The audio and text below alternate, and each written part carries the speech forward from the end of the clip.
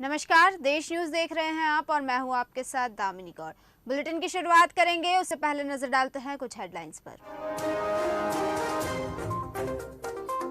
Canada में Hindu forum की पन्नू पर कार्रवाई की मांग, कहा खालिस्तानी आतंकी पर एंट्री पर बैन लगे, उसकी धमकियों का बच्चों पर गलत असर। खालिस्तानी गैंगस्टर नेटवर्क के खिलाफ एनआईए का एक्शन, पंजाब, हरियाणा और राजस्थान समेत 6 राज्यों में 51 ठिकानों पर छापे, 2 गिरफ्तार। वाइब्रेंट गुजरात ग्लोबल समिट में पहुंचे मोदी, कहा आज पूरी दुनिया गुजरात के सामर्थ्य और उसकी विकास यात्रा को देख रही है।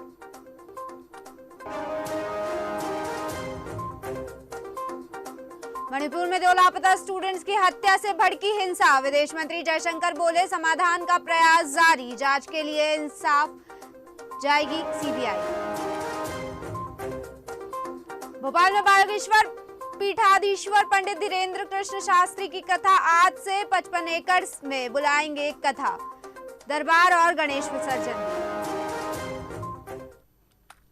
वहीं अब खबरों का सिलसिला शुरू करते हैं और सबसे पहले आपको बता दें, ये मामला सिटी कोतवाली थाना क्षेत्र गौरी के पुल का है, जहां पुलिस पुत्तन सिंह भदौरिया अपने दोस्त का जन्मदिन मनाने के लिए गौरी पुल पर गए हुए थे। तभी अज्ञात लोगों ने उसे गोली मार दी, जिसमें पुत्तन गंभीर रूप से घायल हो गया, जिसके बाद दोस्तों ने उसे जिला अस्पताल में भर्ती करवाया, जहां प्राथमिक उपचार के बाद ग्वालियर रेफर कर दिया गया। वहीं सूचना मिलते ही सिटी थाना प्रभारी पुलिस बल के साथ मौके पर पहुंची।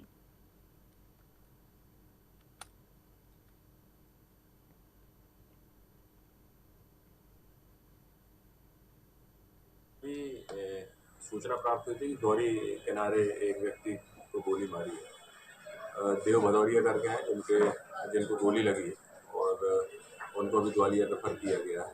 अभी प्रारंभिक स्थिति और जानकारी प्राप्त कर आप लोगों को अवगत करा। जो जिसको गोली लगी है वो क्या करता था? अभी जानकारी नहीं है, क्योंकि उसको ग्वालियर रेफर कर दिया है, उसके परिवारजन उसके साथ गए हैं, तो अभी इस बारे में पता करते क्या करते हैं। ऐसा जानकारी ये आई है कि वो जन्मदिन वगैरह मना रहे थे, उसी में कुछ विवाद हुआ है। मेरा भाई आया था पुत्तन है, वो भीमनगर से गाड़ी ले गया था सर, उनने कहा केक कटवा के आ रहा हूँ मैं, आर्यन वो समीर का, तो वो ले गया गाड़ी। 2 लड़के आए, 3 थे, और उनने विजय की लड़ाई थी, उन हाथापाई हुई, उनने 20 बजा करवा, उनने गोली तान दी। कितने लोग थे? वो 3 थे और ये 2 थे। क्या वजह थी लड़ाई है? गोली मारी में कितने लोग? अब वो विजय चौहान से पता पड़ेगा। कौन सी जगह की घटना है? ये पुल की, अपनी गौरी रोड की। कहाँ केक कटवाने जा रहे? गौरी रोड पे, पुल पे। वहीं खबर बद्रीनाथ से है, जहां धार्मिक परंपरा अनुसार आज से श्री बद्रीनाथ मंदिर प्रांगण में माता मूर्ति प्रस्थान की तैयारी शुरू हो रही है। सुबह से ही अभिषेक, पूजा और बाल भोग के पश्चात समारोह पूर्वक सेना के बैंड की भक्तिमय धुनों के साथ उदय घोष के साथ भगवान बद्रीनाथ विशाल स्वरूप श्री उद्धव जी ने देवडोली में बैठाकर मूर्ताभूति को प्रस्थान किया। साथ ही बद्रीनाथ धाम के रावल ईश्वर प्रसाद नाबूदरी और बीकेटीसी पदाधिकारियों, धर्माधिकारी, वेद पाठी सहित अधिकारी, कर्मचारी तथा तीर्थ यात्रियों ने माता मूर्ति का प्रस्थान किया। आज 52 द्वादशी के शुभ अवसर पर भगवान बद्री विशाल माता मूर्ति मंदिर में अपनी माता से मिलने के लिए आए हैं और इस शुभ अवसर पर माता मूर्ति मंदिर में पधारे सभी श्रद्धालुओं का मैं बद्रीनाथ केदारनाथ मंदिर समिति से की ओर से हार्दिक स्वागत और अभिनंदन करता हूँ। मध्य प्रदेश में ओवरऑल 37 इंच बारिश हो चुकी है और ये सीजन की औसत बारिश के बराबर है। वहीं इंदौर, उज्जैन समेत प्रदेश के 25 जिले ऐसे हैं जहां औसत से ज़्यादा बारिश हो गई है और 28 सितंबर से नया सिस्टम एक्टिव हो रहा है, जो कि 2 अक्टूबर तक रहेगा। ऐसे में बारिश का आंकड़ा और भी बढ़ जाएगा। वहीं सीनियर मौसम वैज्ञानिक डॉक्टर वेद प्रकाश सिंह ने बताया कि नए सिस्टम की एक्टिविटी इंदौर, जबलपुर, शहडोल और रीवा संभाग में रहेंगी। वहीं भोपाल, नर्मदापुरम, उज्जैन, सागर, ग्वालियर और चंबल संभाग में इसका असर कम रहेगा। यहां हल्की बारिश होती रहेगी, लेकिन भारी बारिश का अनुमान नहीं है।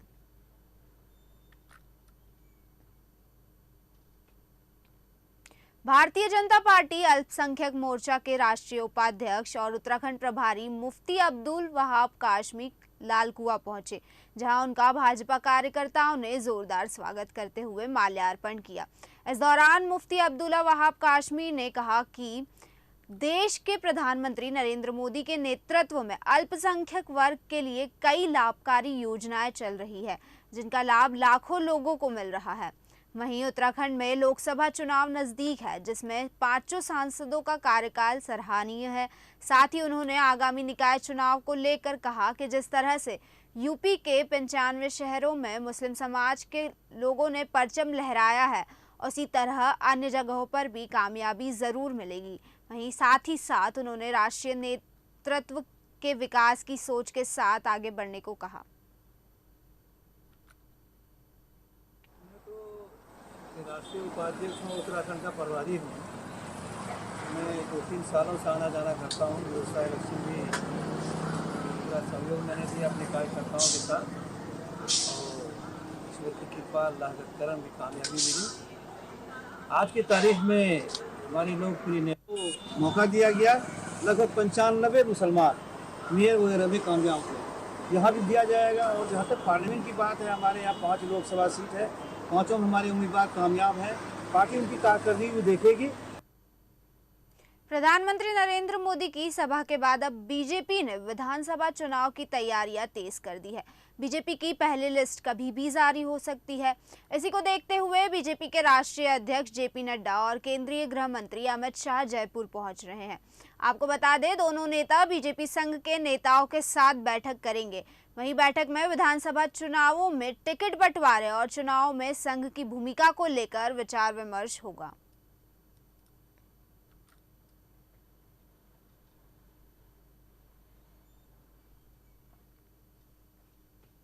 चंपावत क्षेत्र में लगातार गुलदार के हमले हो रहे हैं, जिस वजह से आक्रोशित ग्रामीणों ने वन विभाग के अधिकारियों का घेराव किया।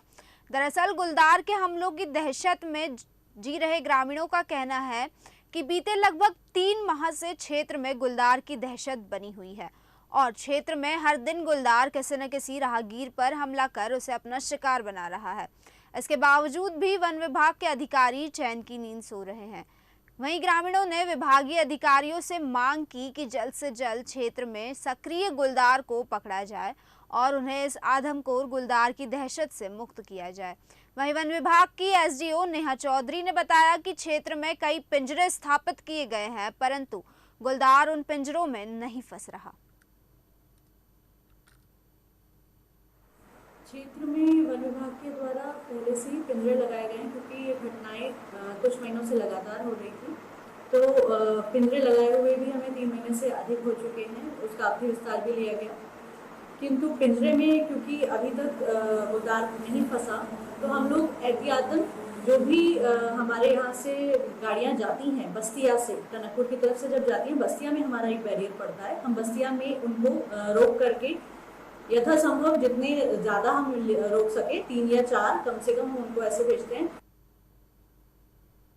उज्जैन में 12 साल की बच्ची के साथ हैवानियत का मामला सामने आया है। उसके प्राइवेट पार्ट्स में गंभीर चोटें हैं। दरअसल एक बच्ची रोड पर शाम घायल हालत में मिली थी, जिसके बाद उसे इंदौर रेफर किया गया।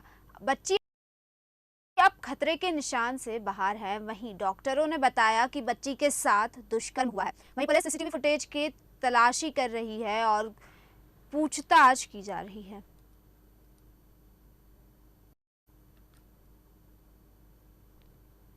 केंद्र सरकार की ओर से देहरादून में रोजगार मेला आयोजित किया गया, जिसमें एम्स ऋषिकेश के विभिन्न पदों पर 213 अभ्यर्थियों को नियुक्ति पत्र सौंपे गए। इसमें nursing officer, senior medical officer Ayush, medical officer Ayush, senior व जूनियर रेजिडेंट्स डॉक्टर्स के पद शामिल है। इस दौरान कई अन्य विभागों ने भी कार्यक्रम में प्रतिभाग किया। वहीं कार्यक्रम के दौरान मिनिस्ट्री ऑफ हैवी इंडस्ट्री राज्य मंत्री किशन पॉल गुजर ने सभी अभ्यर्थियों को बधाई दी। साथ ही कार्यक्रम के दौरान सैनिक कल्याण मंत्री गणेश जोशी, खजान दास आदि मौजूद रहे।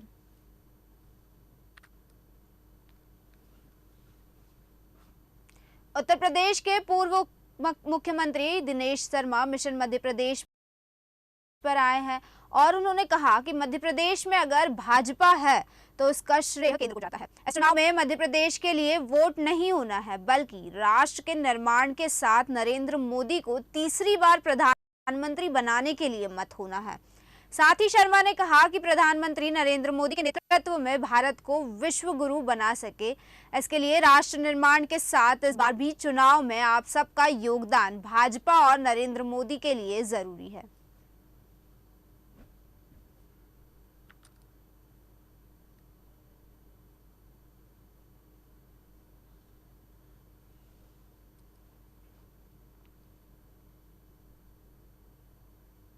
हरिद्वार के एसएसपी ने योग गुरु बाबा रामदेव से भेंट की और दोनों ओर से एक दूसरे को सही कार्य का भरोसा दिया गया। आपको बता दें, एसएसपी ने पतंजलि के नाम पर साइबर ठगी से जुड़े मुकदमों में कार्रवाई का भरोसा दिलवाया। वहीं बताया कि यातायात पुलिस कर्मियों की शारीरिक फिटनेस और सिविल पुलिस के जवानों को मानसिक रूप से स्वस्थ रखने के लिए पतंजलि किस प्रकार योग और आयुर्वेद के माध्यम से सहयोग कर सकता है, इस पर भी चर्चा हुई, जिस पर बाबा रामदेव ने पूर्ण सहयोग का आश्वासन दिया। स्वामी जी से एक शिष्टाचार भेंट मेरे द्वारा की गई थी, जिसमें स्वामी जी द्वारा कुछ मुद्दे उठाए गए थे, जिसमें ऑनलाइन ठगी जो पतंजलि का नाम लेके किया जा रहा है उसको लेके वो काफ़ी चिंतित थे। उसको हम लोगों ने संज्ञान में लिया है। साथ में स्वामी जी से हमारा भी ये आग्रह रहा कि जो पुलिसकर्मी हरिद्वार में और रुड़की क्षेत्र में जो लगातार ड्यूटियां कर रहे हैं और जो लगातार तनाव से ग्रस्त हैं, किसी प्रकार का भी तनाव, उसको योग के माध्यम से, उनके सहयोग से हम लोग इसको किस तरीके से उनका तनाव कम कर सकते हैं। विकासनगर के पश्चिमी वाला रोड पर स्थित खाले का पुल तोड़ने का कार्य शुरू कर दिया गया है, जिस कारण पैदल जाने वालों को मार्ग बंद हो गया है और स्थानीय लोगों को अपने बच्चों को स्कूल छोड़ने और अन्य जरूरी कार्य करने के लिए लगभग 3 से 4 किलोमीटर की दूरी तय कर विकासनगर बाजार में आना पड़ रहा है। वैसे पुल का निर्माण पूरे होने में अभी 3 से 4 महीनों का समय लगेगा, जिस वजह से लोगों को भारी दिक्कतों का सामना करना पड़ रहा है।